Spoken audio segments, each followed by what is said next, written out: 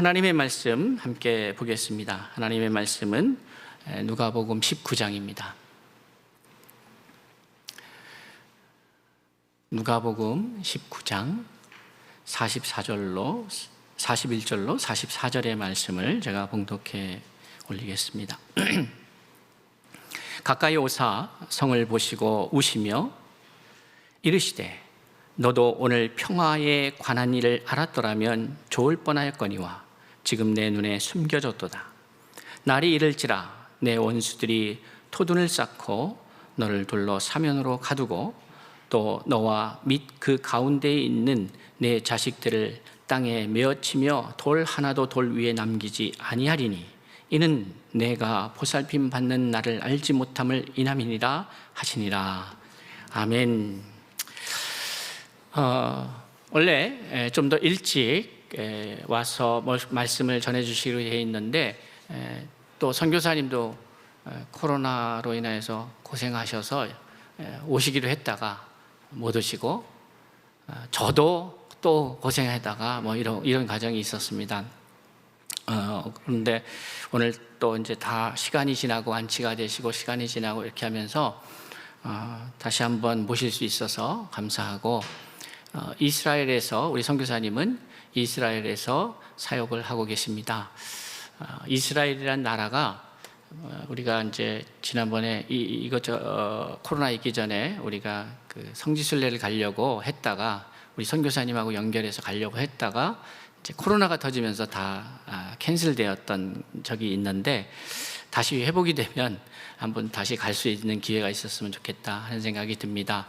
오늘 우리가 가고자 했던 것, 그러나 아직 가보지 못한 것, 그곳에서 귀한 말씀 사역 감당하고 있는 우리 김정한 선교사님, CNMA 코리아 파송 선교사로 섬겨주고 계십니다. 함께 환영하면서 하나님 앞에 박수로 영광 돌리겠습니다.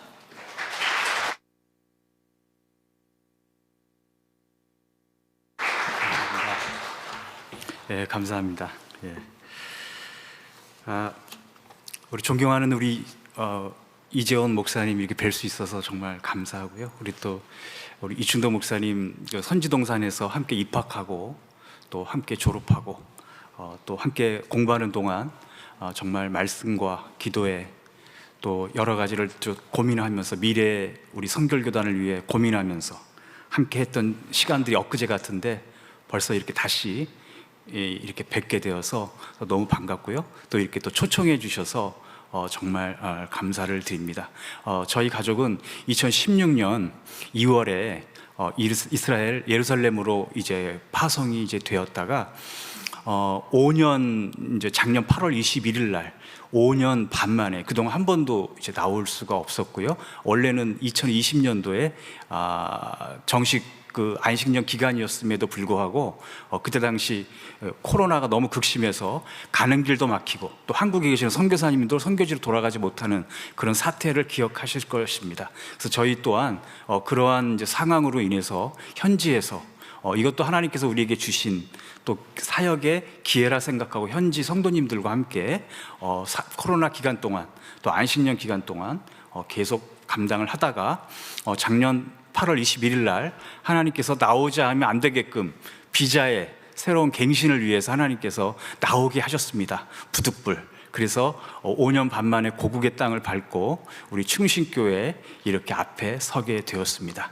우리가 제가 선교 보고와 말씀을 전하기에 앞서서 지난 5년 반 동안에 저의 사역이 어땠는가를 함께 먼저 보시도록 하겠습니다. 영상 좀 부탁드리겠습니다.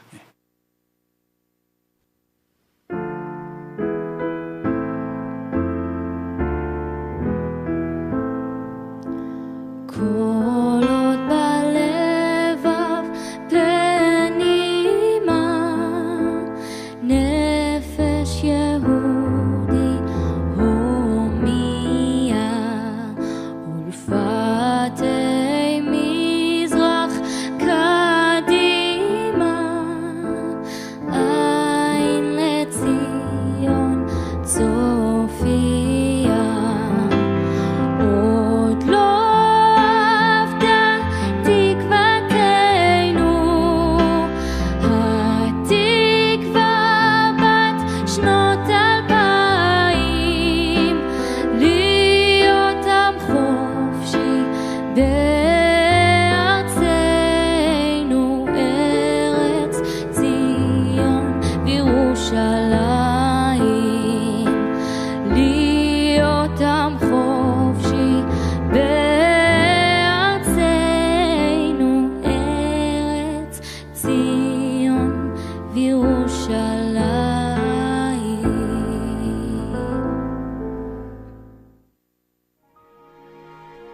푸른 바다 나서니 몸 어디든지 가오리다.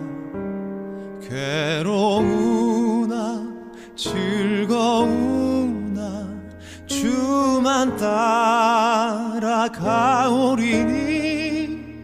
어느 누가 막으리까. 죽음 힘들 막으리까. 어느 누가 막으리까. 죽음 힘들 막으리까.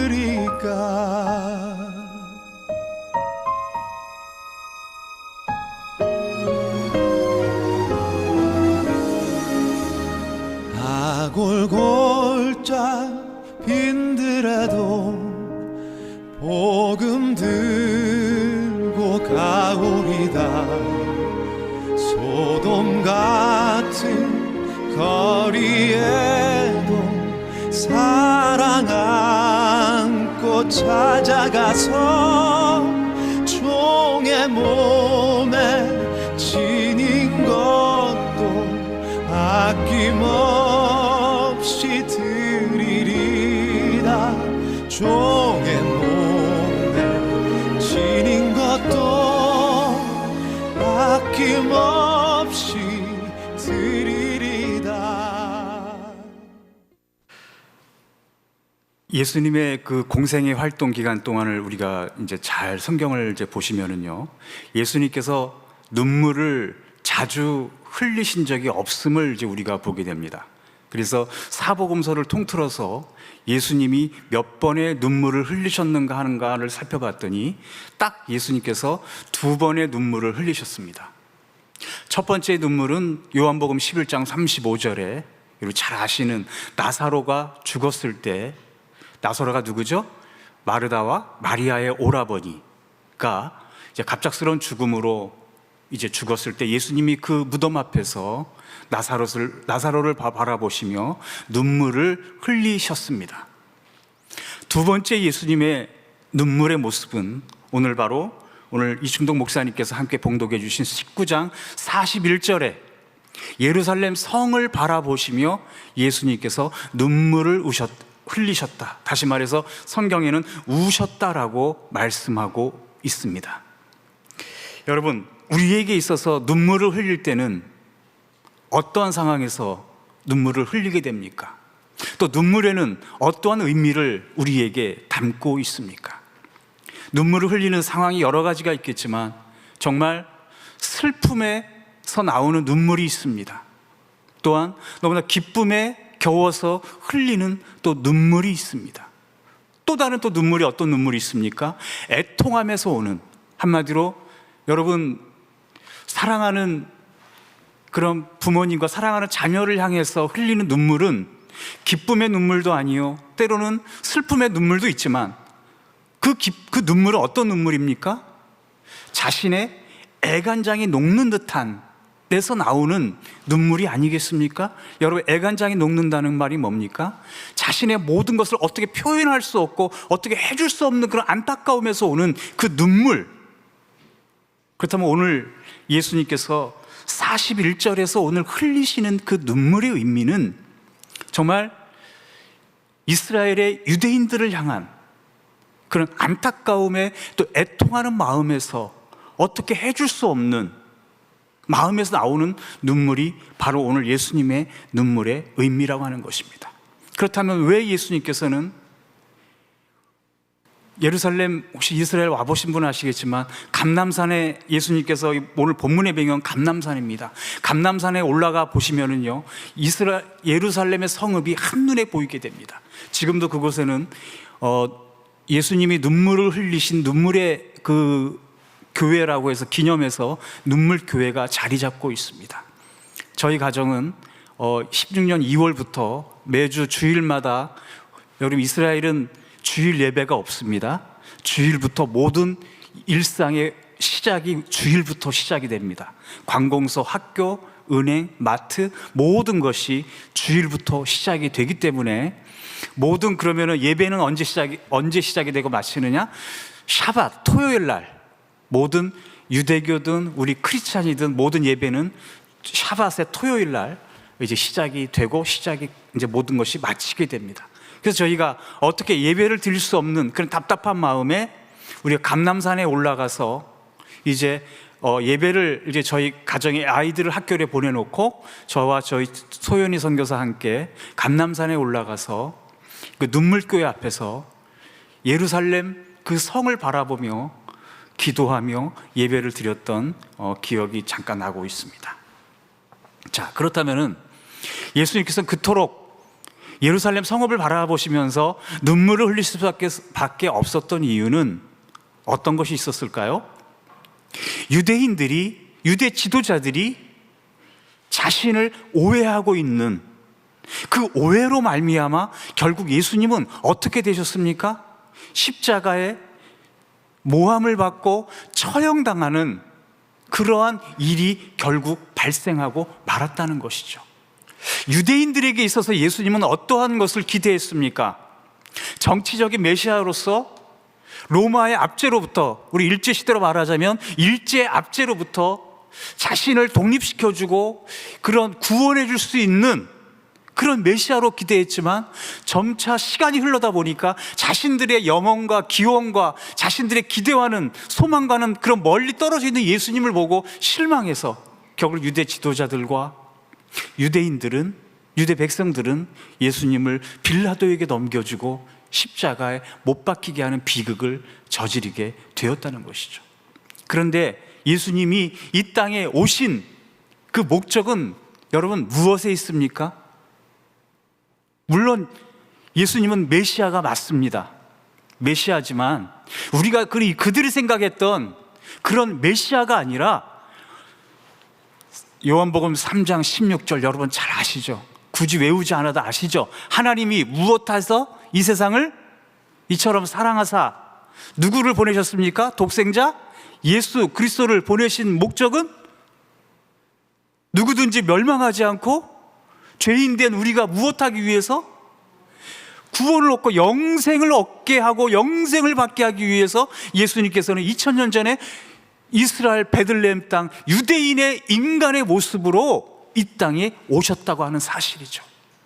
그런데 그럼에도 불구하고 유대의 지도자들과 유대인들은 그 사실은 뒤로하고 자신들의 현실적인 그런 문제만을 해결해 주기를 예수님에게는 원했다는 것이죠.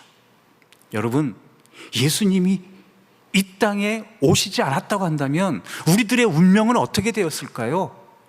예수님이 우리에게 영생을 선물로 주시지 않았다면, 하나님이 독생자를 보내시는 그 결단을 우리에게 하시지 않았다고 한다면, 여러분, 유대인들이 생각하는 그 이상의 것이 우리에게 분명히 주님을 보내심으로 말미암아 우리에게 이루어 주시고 그 약속을 이루어 주시기 위해 구약에서 약속하신 그 메시아가 오셨음에도 불구하고 그들의 눈과 귀가 가리워져, 유대인들 그들의 눈과 귀가 가리워져 보지 못했다고 하는 사실이죠.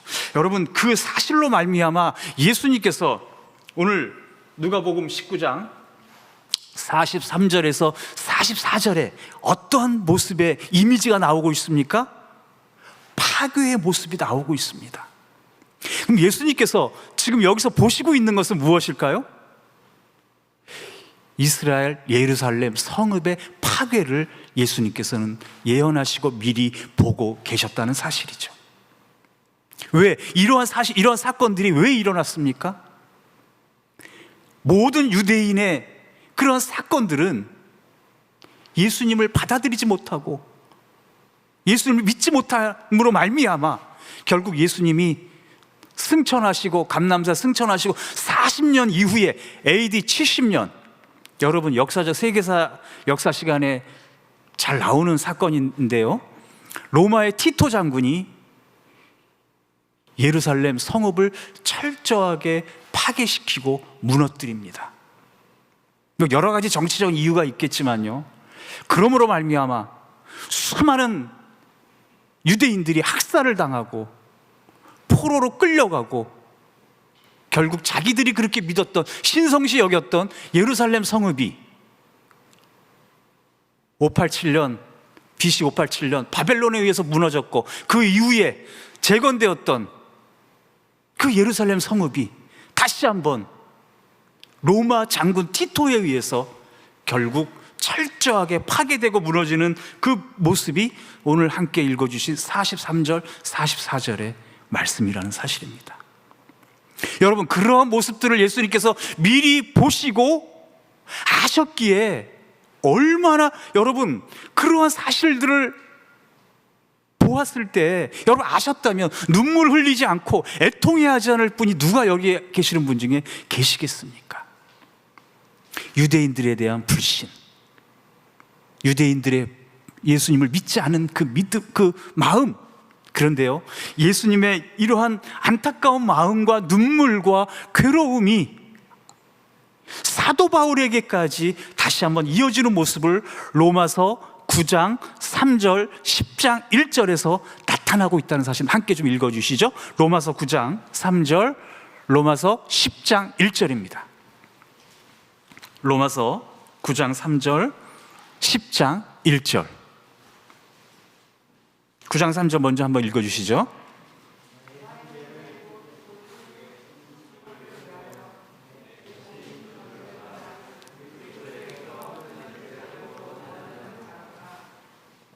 네, 사도 바울이 지금 원하는 것이 무엇일까요? 나의 동족 누굽니까? 사도 바울에게 동족은 누구예요? 유대인입니다. 유대인을 향해서 내 마음이 내가 끊어질지라도, 여러분, 애간장에 녹는 듯한 마음이 사도 바울에게 느껴지고 있는데요, 10장 1절에서 그래도 사도 바울이 그토록 애간장을 끓으며 마음 아파하고 괴로워하고 눈물 흘리는 그 이유는 무엇이라고요? 10장 1절 함께 읽어주시죠.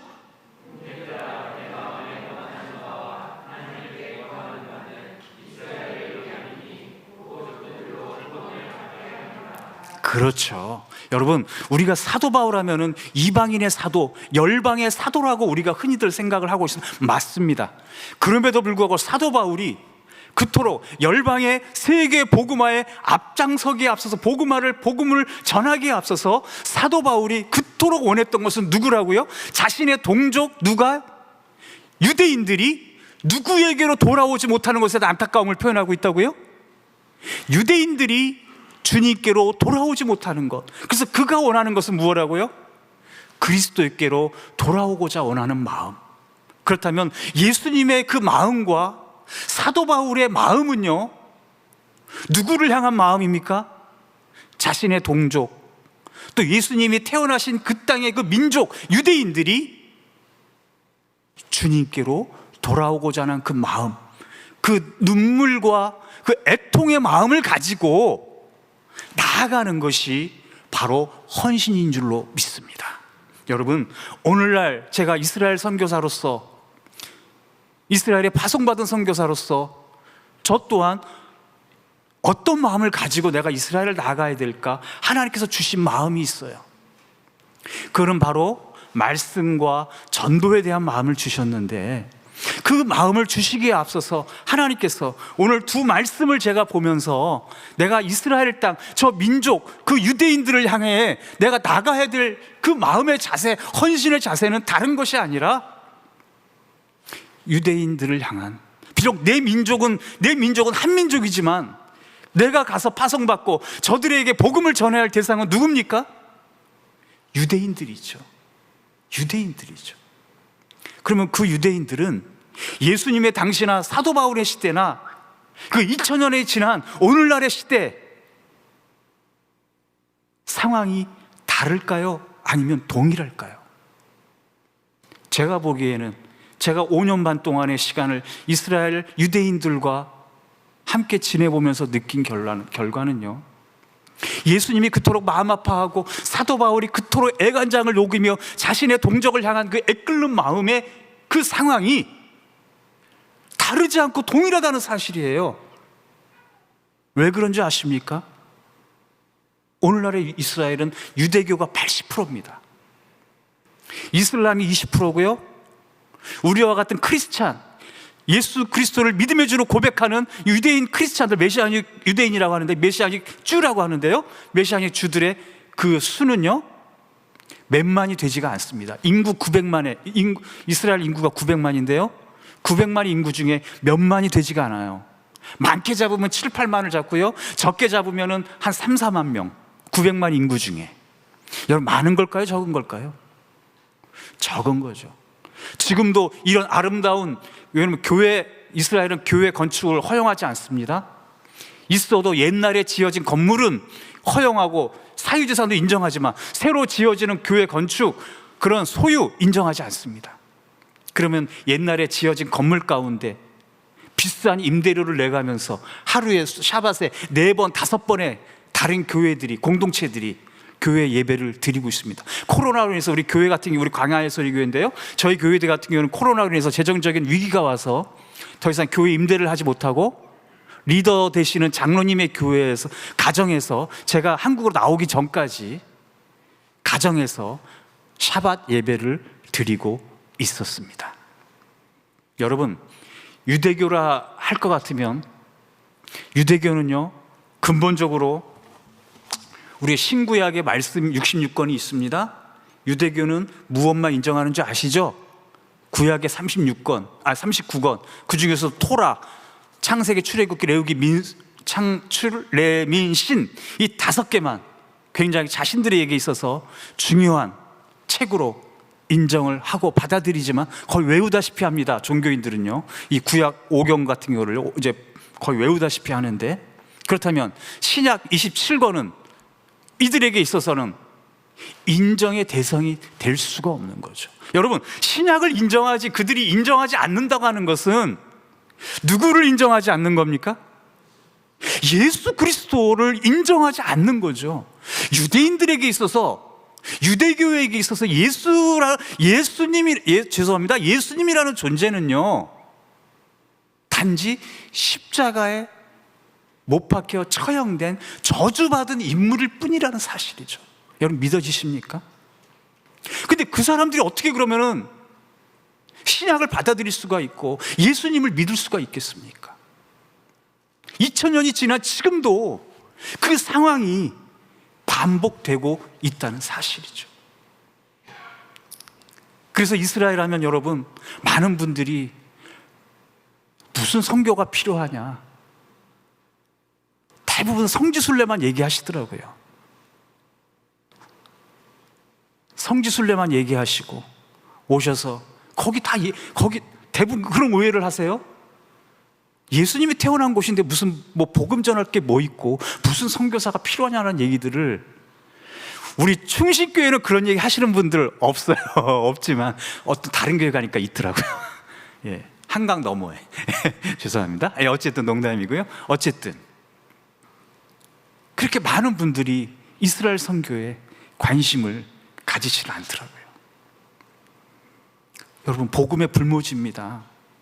아직까지도 많은 보이지 않는, 여러분, 이슬람이나 다른 나라처럼 대놓고 차별하지는 않아요, 이스라엘은.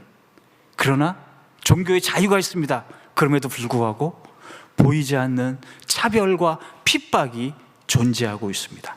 우리 교회 성도님들과 함께 저희는 월요일, 수요일, 금요일, 샤밧 이렇게 사역을 나가는데, 월요일은 유대인 지역, 수요일에는 아랍인 지역, 금요일에는 세계 방방곡곡에 예루살렘, 이스라엘로 일을 하러 오는 외국인, 우리나라에도 굉장히 외국인 노동자들이 많은데요, 외국인 노동자들이 텔아비브 주변으로 샤밧 저녁에, 금요일 저녁부터 샤밧이 시작되는데 다 몰려옵니다. 외국인 노동자들이. 여러분, 텔아비브는 어떻게 보면 어떤 분들이 그렇게 표현을 해요. 영적인 소돔과 고모라와 같은 그런 곳입니다. 여러분, 텔아비브는요 이스라엘의 경제 수도인데요, 여러분, 그렇다면은 어떤 일들이 그곳 가운데 이루어지고 있는지 제가 굳이 말씀 안 드려도 잘 아실 겁니다. 그러면 세계 각각 돈을 벌러 왔던 그 사람들이 일 끝내고 와서 하는 것들이 뭐 있겠습니까? 자신들의 쾌락과 즐거움을 위해서 마약을 하고 어떤 그런 것들을 하고 즐거움을 위해서 찾아가는 그들에게 우리 교회 성도님들 대부분 60, 70대입니다. 20여 명이 채 되지 않고요. 저희 교회는요. 참고로 저희 교회 성도님들은 여러분 옛 소련권 아시죠? 소련이 붕괴되기 이전에 소련권 우크라이나, 러시아, 우즈베키스탄, 카자흐스탄, 벨라루스 거기서 오신 유대인들이십니다. 그래서 대부분의 가족과 친척을 다 거기서 두고 자신의 영적인 고향, 어떻게 보면 자신의 고향이죠.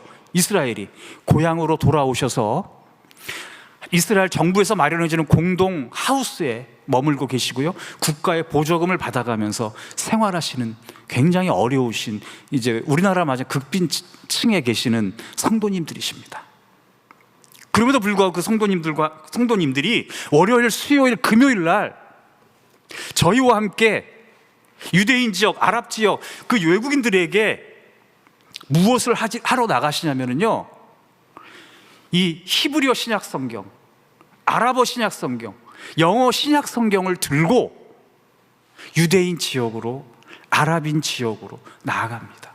여러분, 그들이 노구의 몸을 이끌고 굉장히 불편해하셔요. 몸들이 무거운 성경을 메고, 여러분 성경 무겁습니다. 한 연세 든 분들에게 있어 이 배낭을, 성경을 들고 지고, 여러분 예루살렘은 여러분 보시면 나중에 보시면 알겠지만 굉장히 이렇게 가파릅니다.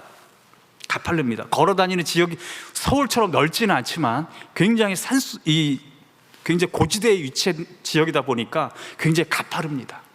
그런 지역들을 같이 성경을 메고 전하고, 가정 방문, 이제 축호전도라고 그러죠. 문을 두드리고 복음을 전하고 기도하고 함께 교제하는 시간을 갖는데요.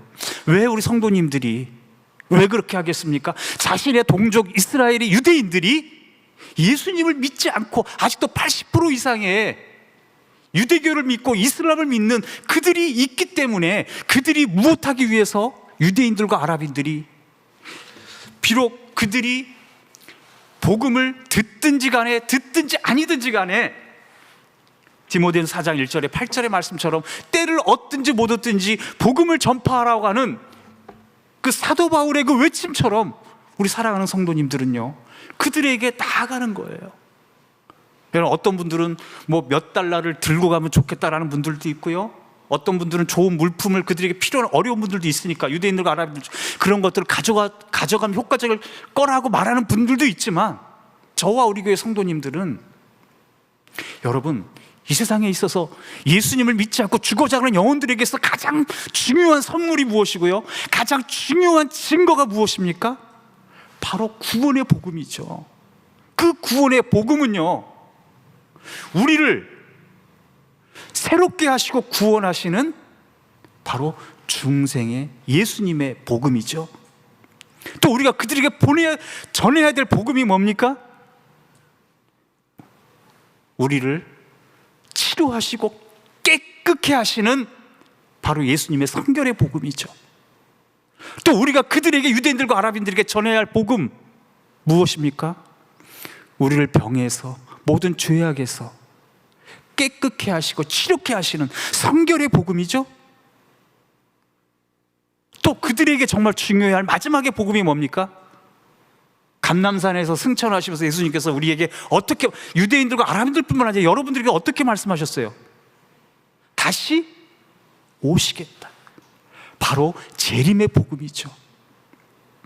중생성결 신유, 이 사중 복음을 저들에게 전하는 이유는 무엇입니까?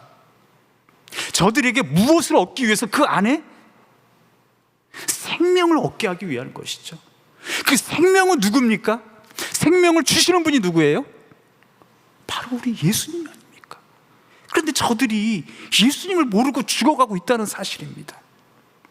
이슬람과 유대교의 그런 거대한 장벽과 진흙에 파묻혀서 헤어나오지 못하는 저들에게 여러분 몇 달러 주는 거, 뭐 좋은 물품, 한국제, 무슨 뭐 BTS 뭐 음반을 갖다 주는 것, 뭐 삼성 핸드폰 그걸 갖다 주는 게 여러분 중요한 거겠습니까? 아니죠. 생명의 구원의 복음을 저들에게 받아들이지 못한다고 한다면, 여러분 코로나 기간 동안에도 수많은 여러분 한국처럼 이스라엘은요, 아랍 지역은요, 의료 체계가 선진국이긴 하지만 한참 뒤져 있습니다. 코로나 걸려도요, 거기는 제가 한번 감기 한번 걸려서 한번 병원에 저는 의료보험이 안 되기 때문에 싼 아랍 지역 뭐 그런 데 갈 수밖에 없지만요, 가면은요 감기에 걸려도요 약도 안 지어줍니다. 그 사람들 유대인 병원도 그렇고 아랍 병원도 그래요. 그냥 가라 그래요. 감기 정도는요 그냥 가라 그래요. 약도 안 지어주고 진단도 안 해주고 뭐하러 왔냐 그럽니다. 뭐하러. 굉장히 낙후되어 있어요. 그들에게 정말 필요한 하나님께서 우리에게 주신 이 사중복음은요, 우리 성결교단의, 우리 성결의 신앙의 선배들이 우리에게 물려주신 소중한 우리의 교단의 유산이고 전통입니다. 저는 이 예루살렘에 이스라엘 선교사로 가면서 제가 말씀의 사역을 감당하게 하겠다고 했죠. 그 말씀의 사역의 기초가 저에게서는 이 사중복음입니다. 그리고 전도라 그랬죠. 이 전도를 위해서 노구의 몸을 이끌고 사랑하는 성도님들과 함께 현장으로 나아가고요, 또 제가 그동안 학생 비자로 있었기 때문에 이스라엘에 6개 종합대학이 있습니다. 많지 않습니다. 총 6개예요. 총 종합대학이.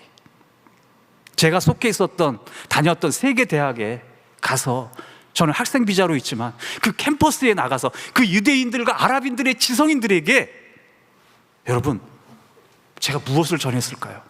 저 그들에게 BTS를 전했을까요? 오징어 게임을 전했을까요? 물론 그것 때문에 저희에게 오는 분들도 있었어요. 오는 유대인들, 아랍인들, 여학생들, 학생들 많았습니다. 제가 한국인인 줄 알고 한글 배우려고, 한국 문화 좀 어떻게 알아보려고. 그것은 하나의 매개체이고 도구일 뿐이지. 저는 그들에게 딱 한 가지, 히브리어 신약성경, 아랍어 신약성경 같이 읽자. 카페테리아에 모여가. 여러분, 대학에서는 직접적인 전도가 이루어질 수가 없습니다. 법적으로 금지되어 있어요. 그럼 저들에게 내가 어떻게 하면 나갈 수 있을까? 그래서 카페테리아에서 함께 그들과 히브리어 신약성경을 읽으면서 같이 그들에게 접촉점을 삼고 복음을 전하는 사역을 감당했고요. 주중에 아까 말씀드린 대로 월요일, 수요일 아랍 지역, 유대인 지역 100이면 10이면 8에서 9은 굉장히 저희에게 적대적입니다. 되게 호의적일 것 같죠? 특히 자신들이 인정하지 않는 신약의 복음을 유대인들도 아니고 아랍인도 아닌 동양인이, 이 동양인 얼굴이, 물론 얼굴이 어떤 분 패스포드라 그래서 안전하긴 해요. 아랍 지역 같은 데 가면. 유대인들은 아랍 지역 들어갈 수가 없습니다. 위험한 거 아시죠? 유대인들은 들어갈 수 없습니다. 근데 저는 들어갈 수가 있습니다. 왜요? 얼굴이 패스포드이기 때문에. 예. 저는 공교관을 하진 않아요. 그래서 10이면 8, 9은요 침을 뱉어요. 딱 처음에 호의적이다가도 신약 성경이라는 걸 받아들이는 순간, 아, 저 사람이 예수를 전하는 사람이구나, 한국에서 온 예수를 믿는 사람, 예수를 전하기 위해서 우리 동네에 왔구나 라고 하는 순간 폭력을 가해요. 침을 뱉어요. 제가 보는 앞에서, 여러분 믿어지세요? 성경을 찢어버리고 짓밟아버려요. 제가 보는 앞에서 모욕을 주는 거죠. 그리고 사진 촬영을 합니다. 여러분, 동양에서 왔다고 예뻐서 함께 모셔드리려고 사진 촬영을 하는 게 아니라 왜 촬영할까요? 사진 찍어서 경찰서에 비자국에 고발하려고. 그래서 실제로 경찰도 출동하기도 했어요. 그들이 고발해가지고. 여러분, 그렇다고 해서 핍박이 오고 저를 박해한다고 해서 이스라엘 선교사로서 내가 그들 지역에 다시 가지 않는다고 하는데, 그런 것들이 두려워서, 맞는 게 두렵고 그들이 뱉는 침이 더러워서, 내가 전해졌던 성경이 내 앞에서 찢겨지는 것을 보는 것을 마음 아프기 때문에 가지 않는다고 한다면은 선교사로서의 직무 유기인 것이죠. 여러분, 예수님도 십자가에 처형당하게 하지 않은, 자신의 의도와는 다르게, 뜻과는 다르게, 여러분, 그 예수님의 골고다의 언덕에서 십자가의 고통을 당하시고 죽임을 당하시는 것까지 비하면 저희의 사역은 아무것도 아니죠. 여러분, 제가 이렇게 할 수 있었던 것은 고린도전서 3장 6절에서 9절 한번 읽어보시겠습니다. 고린도전서 3장 6절에서 9절의 말씀 함께 읽어주시죠. 고린도전서 3장 6절에서 9절.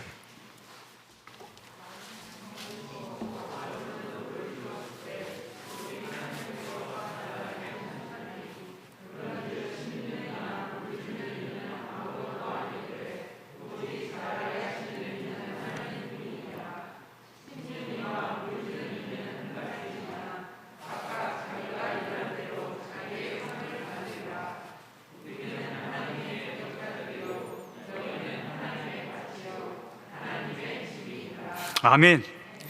여러분, 이스라엘 선교는 단적으로 말씀드리면 열매 맺기가 쉽지가 않은 지역입니다. 아까 말씀드렸죠? 견고한 짐과도 같은 곳입니다. 또 어마어마한 거대한 바위와 같은 존재가 이슬람과 유대교가 가로막고 있는 지역입니다.